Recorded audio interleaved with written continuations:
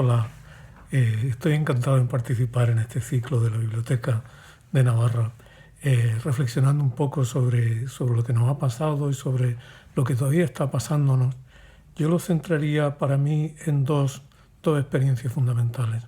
Una experiencia que tiene que ver con la vida personal, con la vida íntima, y otra que tiene que ver con la vida política.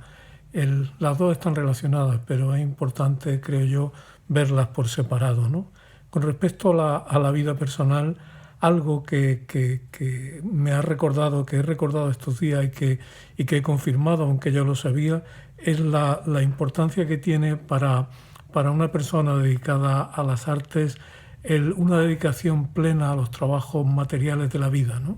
Es decir, parece que el que se dedica a escribir o el que se dedica a pintar, escribir más todavía porque es un trabajo en principio mucho más abstracto, ¿no? Parece que tiene que vivir en ese ámbito de lo espiritual, ¿no? Y de lo elevado, y que cualquier distracción que lo saque de eso es dañina para su trabajo, ¿no?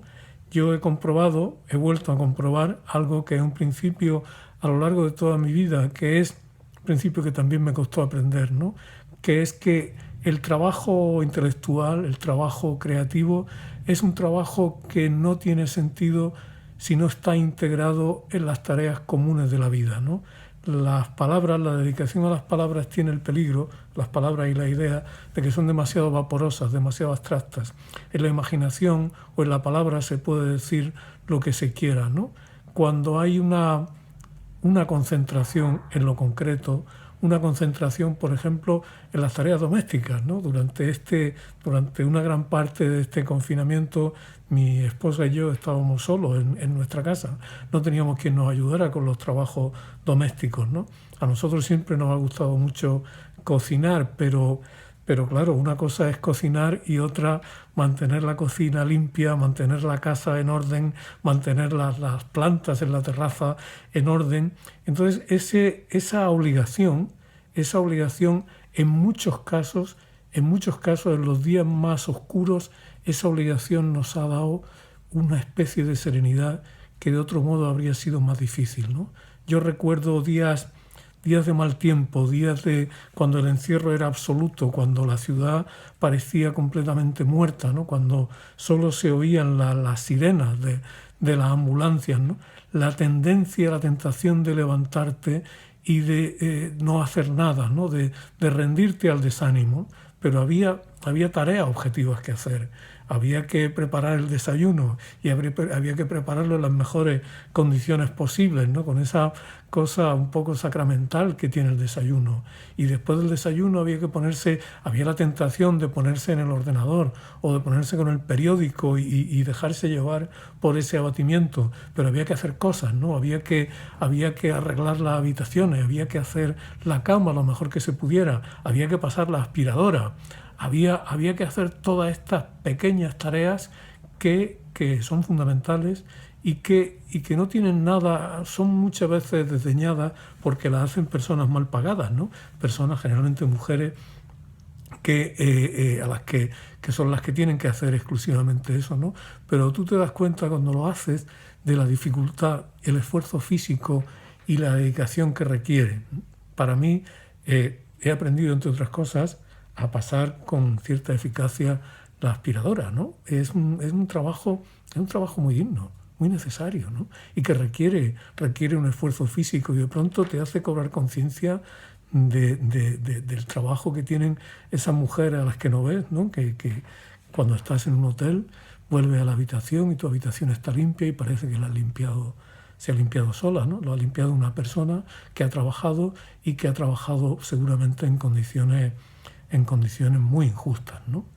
Así que ese redescubrimiento de las tareas, ¿no? El redescubrimiento, por ejemplo, de cocinar, ¿no? Para mí cocinar es una tarea de primera magnitud porque me fuerza a disciplinarme, ¿no? Yo hablaba antes de que con las palabras se puede decir cualquier cosa, ¿no? Se dice que el papel lo aguanta todo, y si lo aguanta todo el papel, más todavía lo va a aguantar una pantalla, ¿no? Pero trabajar con las cosas materiales, trabajar con los productos de la tierra, ¿no? Ver cómo se pueden hacer cosas extraordinariamente sabrosas, saludables, cosas por una parte austeras y por otra muy refinadas, ¿no?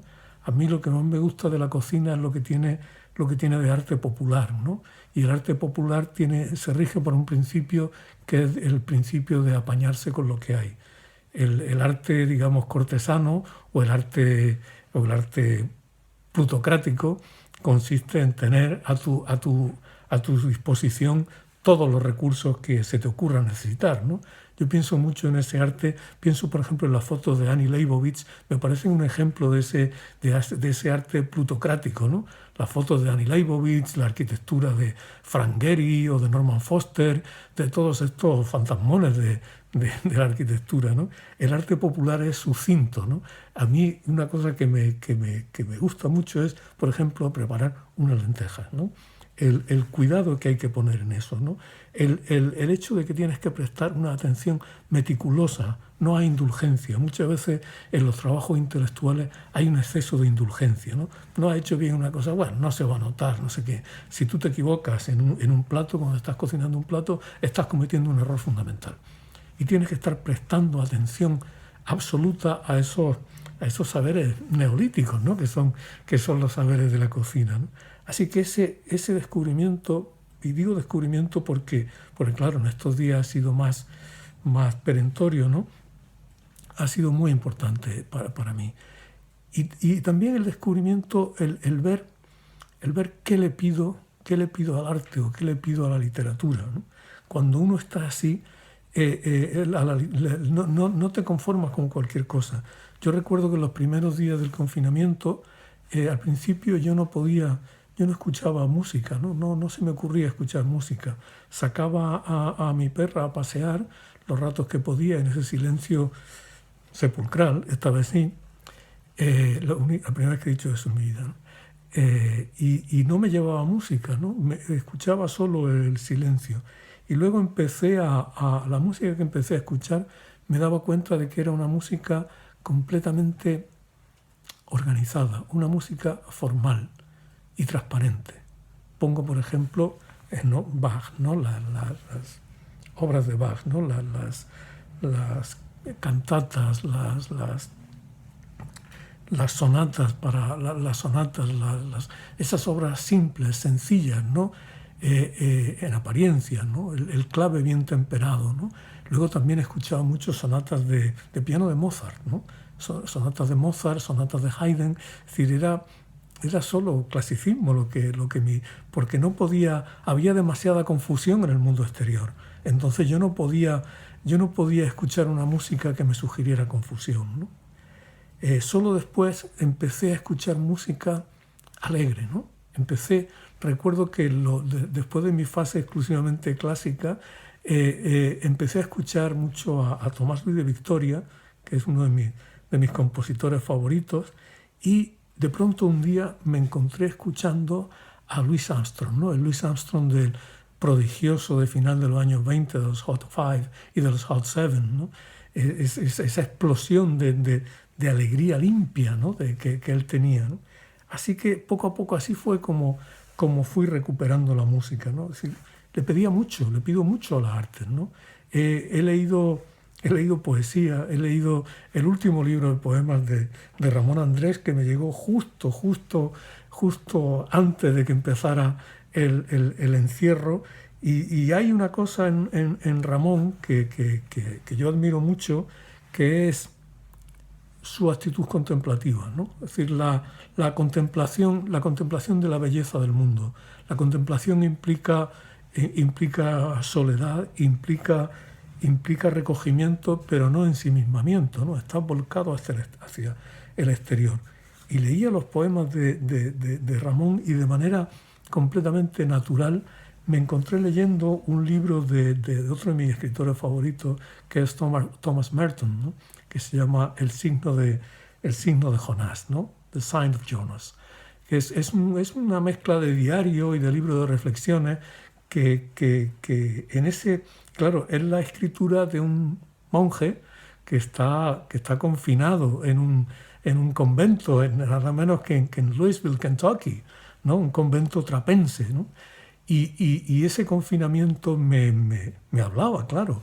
En un momento así, no aguantas cosas tontas ni cosas a medias. Tienes una exigencia de verdad absoluta, ¿no?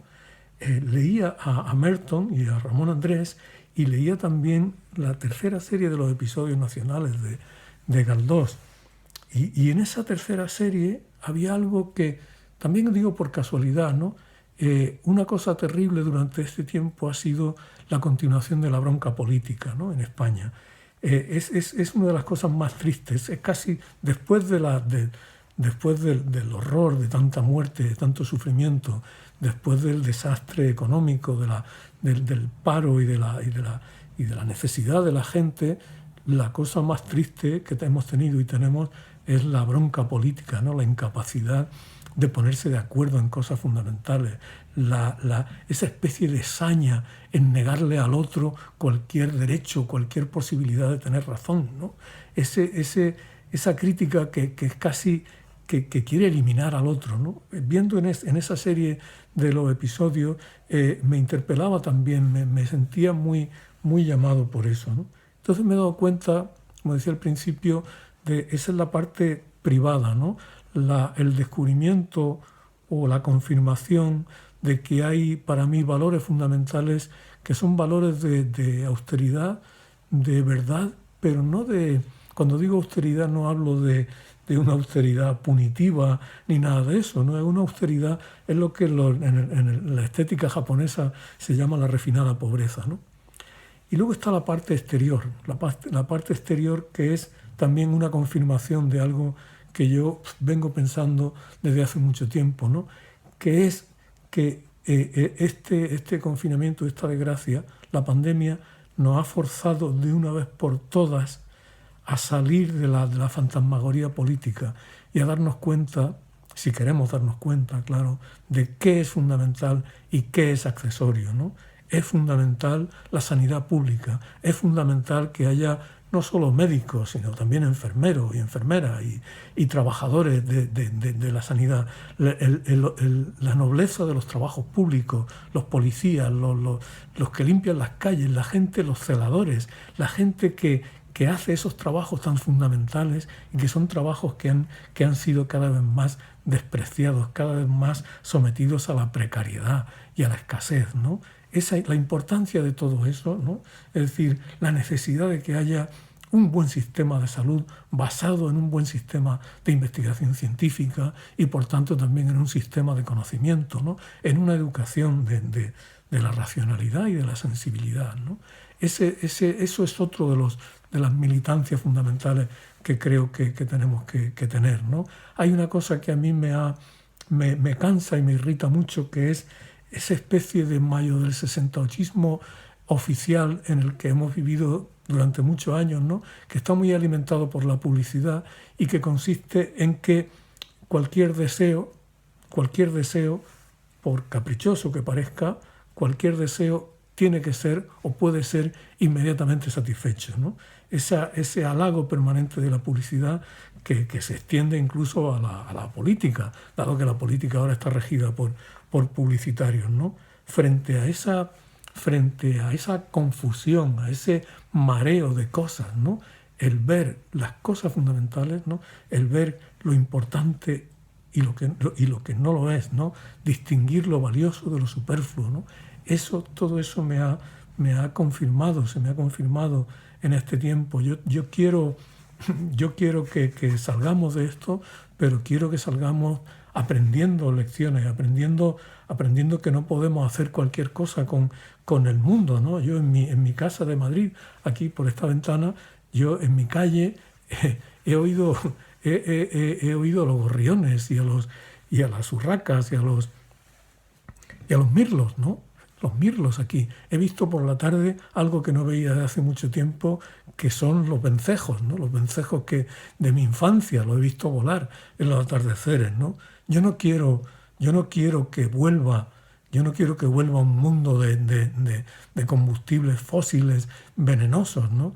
Hemos descubierto la belleza de la ciudad. Yo he salido con mi bicicleta a las 9 de la mañana por una ciudad maravillosa, he salido a caminar y a correr, ¿no? Y quiero que el modelo de desarrollo en el que sea posible, por una parte, más justicia y más igualdad, pero que por otra parte sea un modelo que respete o que rescate para nosotros los valores esenciales del aire que se respira, ¿no? y de la tierra y de la vegetación. Todo eso, todas estas son las cosas que me he dedicado a darle vuelta en este tiempo, ¿no? A procurar tener una vida digna, simple, y al comprobar también que en realidad la vida que a mí me gusta no va a ser nunca una vida de ostentación, ni de confusión, ni de mareo. Yo no quiero vivir una vida agitada. Yo no quiero dejarme la salud en los aeropuertos, ¿no? Quiero estar con las personas a las que amo, quiero tener una vida digna y no dañina, ni para los demás, ni para el mundo, y disfrutar un poco de serenidad. Muchas gracias.